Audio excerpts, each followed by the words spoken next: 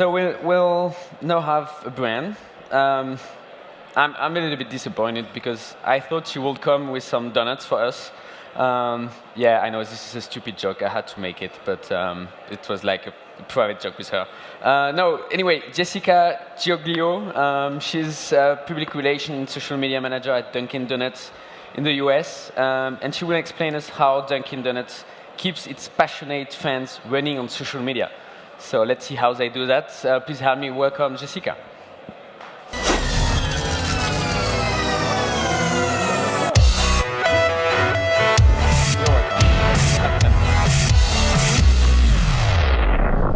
Hi, everyone. It's great to be here. I am from Boston. I help run the social media team for Dunkin' Donuts. Who here in the room has tried Dunkin' Donuts? Familiar with Dunkin' Donuts? All right. Thanks, guys. Great crowd. So today I'm here to tell you how we keep our social media program running. The secret, passionate fans. And we've, through the past couple years, have developed a great strategy for harnessing the loyalty of our fans, celebrating the loyalty of our fans, and really just using kind of their enthusiasm to keep our social media platforms running.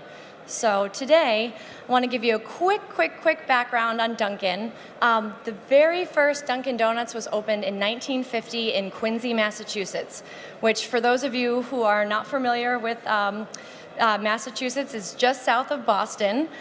Today we have transformed from a coffee and donut shop to an all-day, everyday brand that has more than, we're in 32 countries around the world, and we have more than 10,000 restaurants around the world.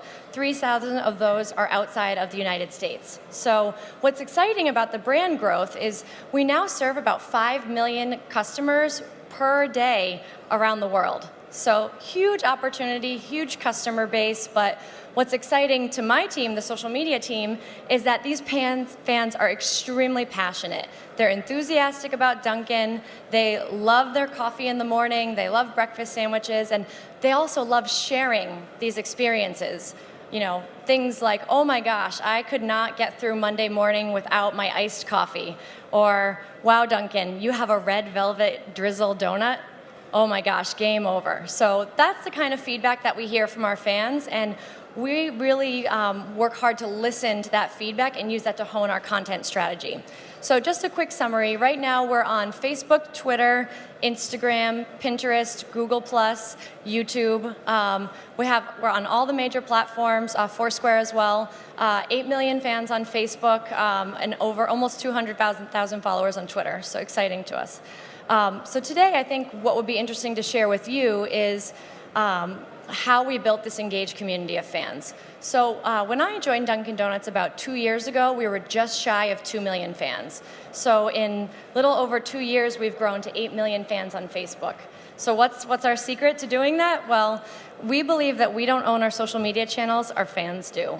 It's all about them, and we want to kind of, you know, just like Dunkin' Donuts gives you a boost in the morning and keeps you running all day, we want to recreate that experience on our social media platforms. So here are some of the things that really work for us. We strongly believe in listening.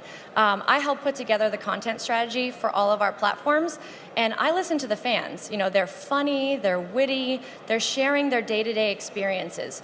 We need to use social listening to know who these people are and speak to them back in the language that they speak to us. You know, they call themselves DD fans. They say, hey, Dunkin', you know, here's my iced coffee. So that's when if you follow us on Facebook or Twitter, you're going to see a lot of that kind of, you know, communication back and forth. So, you know, again, in addition to listening to how they talk about the brand, we also listen to what's important with them about the brand. You know, are they liking the new products that we put out? Are they not liking them? You know, which parts of the country or internationally do they want us to come from? That's all really important feedback for us to help build that two-way relationship and dialogue. And for anyone that follows us, another exciting thing we do, we actually respond individually a lot more than we do pushing out messages. We feel that that's been really important in promoting that two-way dialogue with our fans. 9 times out of 10, we see a fan, we'll respond to them, and they'll retweet our response, being like, oh my God, Dunkin' Donuts responded to me, and they'll retweet the response back. So we believe in the average Joe. The Dunkin' customer is the average Joe, and we feel like whether you have 5 or 500,000 followers, we want to respond equally to you. So we think that's really important. And also, important to note the voice that we respond to these people is incredibly important. I tweet on behalf of Dunkin. I respond on Facebook on behalf of Dunkin. I go by JG, if you see. I'm a real person. I'm a real person representing the brand, and I'm responding to customers in a real voice. It's not kind of fake corporate responses. It's also extremely important, as I mentioned before, to celebrate your fans. These fans of ours, they're busy, they're on the go, and they're relying on Dunkin' to keep them going. And they're so excited to share with us the many moments that they have with Dunkin'. We need to celebrate that, and we need to create opportunities on all of our channels to celebrate that. So I'm actually going to walk you through a couple examples across Facebook, Twitter, Instagram, and then a social gaming integration that we've done recently that we think promotes loyalty and promotes engagement. So first and foremost, our longest running program on all of our social media sites is Fan of the Week. This runs on Facebook. We joined Facebook about 5 years ago, and Fan of the Week was one of the very first programs we launched. We like to think that we're the first person to launch a Facebook Fan of the Week, but we can't 100% say that. Fan of the Week was born out of fans like the girl here you see on the slide with the Dunkin' tattoo. We felt like if someone is willing to permanently tattoo your brand logo on themselves, you have to figure out a way to put that in the spotlight and celebrate that. So that's why Fan of the Week was born, for fans like the girl here in the picture. And when we had to migrate over to Facebook timeline, Fan of the Week was the most important thing that was our number one priority. How are we going to show Fan of the Week in the new header bar? So as you see here on this slide, we actually include products of the month, but we also have Fan of the Week there. And we have what we call Fan of the Week 2.0 because it's not just the fan there anymore. They're on the Facebook page, but they're also on our digital billboard in Times Square in New York City. So they're getting their picture and their fandemonium of Dunkin' Donuts broadcast to basically what we call the crossroads of the world. And I'm actually super excited to announce to you guys that today we just launched an extra bonus of Fan of the Week. So we have this great billboard in Times Square. It's right in the center of Times Square. And New Year's Eve is coming up. And what's happening in Times Square in New York City? I mean, the ball's dropping. Millions of people are going to be there. If you have a digital billboard, wouldn't you be using it for something? Yeah, that's what I thought. So we are actually offering a contest for fans to submit pictures and or videos wishing their friends and family a Happy New Year's to get a chance to be on the billboard. And we're also offering JetBlue tickets to 2 of the grand prize winners. So super cool way to celebrate your fans' loyalty, put them in the spotlight, and really show them how much you're thankful for their business. So again, you've heard me say fandemonium. Instead of pandemonium, it's fandemonium, and they're our inspiration. So there's two rows of pictures here on this slide. The really exciting thing is 1 row was taken by our fans, 1 row was taken by my social media team. And can you tell the difference? Which row is which was us, which was fans? I hope you can't, because that's our goal. We produce a lot of our content in-house. My team is out and about on the weekends with their Dunkin' coffee, their bagels, their donuts, and they're capturing pictures. If you represent a brand that has a visual nature, be a walking, talking content machine. Have your iPhone, have your Android, use pictures, use videos, capture as much exciting content as you can, and use that on your channels. And for us, our inspiration comes from the moments the fans have, so we can recreate that. Another exciting example is a contest we ran recently across Twitter and Instagram. So a lot of stuff we do is putting our products in the spotlight. The coffee is obviously the hero. We sell millions and millions of cups, probably 1.5 billion cups of coffee annually, which is a huge amount. So when it came to Halloween, we said, let's do something fun and different with our fans. We saw fans like to doodle on the coffee cups. They're extremely creative. Why don't we ask them to decorate their coffee cups in Halloween costumes? So I understand that's asking a lot. It's a little work. You have to be crafty. So we said, we're not afraid to try new things. Let's give it a try. And we were so thrilled with the responses. I mean, with a picture contest, you're going to get less submissions than you will like a sweepstakes where you have to answer a question. But we were so thrilled with the visual response, the creativity, and we felt that this was share-worthy user-generated content produced by our brand advocates. And we gave 5 winners a $100 DD card to keep them running. So gave them a bit higher prize. And again, you've been seeing we've been producing these great pictures for our channels. This also further underscores, the importance of having great visual content. Another exciting one that we actually just finished on Monday this week. So brands have to update their Twitter profile pages at some point. We thought, you know what? Wouldn't it be cool to rebrand our Twitter profile page, not just with a picture? Let's do something interactive and experiential and ask our fans to tweet their which holiday coffee or latte flavor puts them in the holiday spirit, and let them see their tweets change the pictures on our Twitter page. So fans tweet for either the gingerbread, the white chocolate, or the peppermint mocha, and if enough fans tweet, it adds an extra sip into the cup.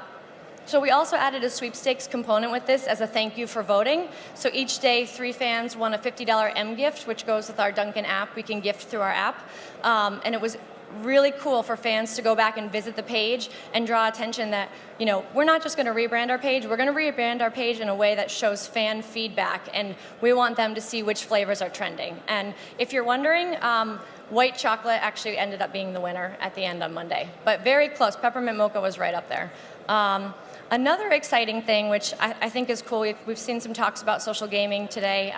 We did a partnership with the Sims Social and the Sims City, and we wanted to be a part of an exciting social game, but we didn't just want a billboard in a social game. We didn't want it to just be an advertising medium. Like everything we do, we wanted it to be experiential, so we actually put virtual coffees, virtual donuts, virtual lattes into the game, and had that experience gameplay. So like in real life, when you have a coffee, it gives you a little boost. In the game, it actually gave your sim character a boost. And what was exciting to promote shareability, we actually let people gift these items to their friends, because I don't know if anyone plays The Sims, but it's all about your virtual network and your friends and the relationships that you have in your virtual sim world. So we wanted to integrate the brand in a way that made sense, but was also really fun. And so in addition to the boosts, this is also really cool. You can create these exclusive items that people actually have to unlock. So we created this lawn chair, and it was unlike anything we've ever seen. Our Facebook wall was bombarded with, where can I get this lawn chair? Where can I find it? Where can I get it? And the cool thing, if you look at the stats on the slide, so yeah, it's cool, it's interactive, experiential, but the numbers back up how successful it was. So the game acquired about 30 million monthly active users within 1 month. Huge. We earned about 3.7 billion impressions in less than 6 months. And we acquired 1 million new Facebook fans directly attributable to our partnership with The Sims in this game. So that's, how huge is that right there? And then in addition to that, we've gifted about 50 million virtual products related to Dunkin. So, huge opportunity for us. We decided to integrate with the Sim City after that as well, and that's doing extremely well for us. Different game, different scope, but we have a virtual restaurant, we have a virtual car with donut wheels, we have some really cool stuff in there as well. So that concludes the first 10 minutes of my presentation. I'm ending with a slide of donuts because I can. These are donuts from around the world. And I know Cedric's going to come out and ask me a couple questions. So. Sorry, I'm here. Thank you. Thank you very much. Let's have a quick chat. Well, thank you very much, because all your slides and all the examples they were real examples, like something people here can get inspired from, and not like global strategy things you've done. So very, very interesting. So if I well understood, because you're not in France yet, if the French community does a lot of tweets and share a lot of things on your Facebook page about you coming to France, we might have more chance to having you in France, right? Well, I don't know about that. There's a plan with the development team, but we are growing within Europe. So we are in Germany, we're in Spain, we're in Bulgaria and Russia. I know that Europe is obviously a market we're looking at. I don't know if that certainly helps. I can't say it will be the final factor, but it certainly helps. We know actually a fun story is the #1 question on our Facebook page is, when is Dunkin' Donuts coming to California? So we know the fans want us, and we hope that at some point we'll be able to give them what they want. All right, to be quite honest, it makes it that much more special for us when we're able to make that announcement through social media. Sure. Knowing that. Yeah, sure, no problem. So you spoke a little bit about your team, but I'm not sure you explained how your team is organized. Yeah. So you're not alone, right? No, so this is actually a very exciting thing. I get asked a lot because working for a big brand, people want to know, well, how is your social media program run? We have a cross-functional team. I sit on communications, but I work with interactive marketing, digital media, advertising, customer care, and legal. We all work, we meet several times a week. We go over the content calendar, we go over the fan chatter, what's working, what's not working, and all of those people that I mentioned are all, except for legal, are all voices on our social media channels. So it's really exciting. When you tweet Dunkin or respond to Dunkin, someone from inside our office, which we call the DD Mothership, is responding back to you. So it's really exciting. What about the future now? Like you shared with us what you've done in the past. What are your main objectives? So you want to engage them more, you want to do more original campaigns on different platforms with different strategy. How will the social media activity of Dunkin' Donuts be in 2013? Sure. For the future for us, I think mobile is huge. We just launched our mobile app this summer, and I think the reason why you see us running a lot of programs, across social sites like Twitter and Instagram is because we're trying to tap into those busy on-the-go users that are on their mobile devices. So you'll definitely see a lot more of us in mobile. I also think content is extremely important. What you say each and every day is a direct representation of your brand, and for us, we're visual, you eat with your eyes, so I think you'll really see us trying to keep pushing to be just as creative, just as funny, just as irreverent as we can be, while still kind of celebrating the ways that fans run on Dunkin'. And so mobile, let's focus a little bit more on mobile. You want to do more mobile campaigns. You want to invest on media, on specific social media that are mobile only, like not only Instagram, but perhaps other ones. Yeah, I definitely think we like to try and make our campaigns open for everyone to enter. We have done some, program. We did a Dunkin' Coffee Customizer on Facebook, which was just targeted to mobile and kind of iPad users, which was fun. People could actually build a virtual drink and share it with friends, and it was only viewable on mobile devices. So we certainly will look for opportunities to do stuff like that in the future, or through strategic partnerships run mobile programs. But I think for us, if we can run a campaign on sites, on social platforms that are mobile friendly, that really helps us get both the desktop users but also the mobile users as well, which is exciting. And one thing you'll see if you enter a lot of our contests on Twitter or Instagram is we actually have been giving M-Gifts as prizing, especially for our US customers that can use our mobile app. That's really exciting for us. We actually, internationally, we have all of our partners around the world have their own Facebook pages, so we actually let them run their own programs. So if mobile's heavier use in one market than another, we really empower them to figure out what's working for them and run that strategy in their markets. Okay. Last question, because when I prepared this track, I asked on Twitter what kind of question people wanted to have, like generally speaking, or depending on speakers, and like the number one questions I wanted to be asked and answered is, how do you measure results? Like not only engagement results, but sales. How can you talk with your colleagues that are not part of the social media team, that are more on the marketing or business side, and you can prove that what you're doing is not it's not only good for your brand, but it's good for your business?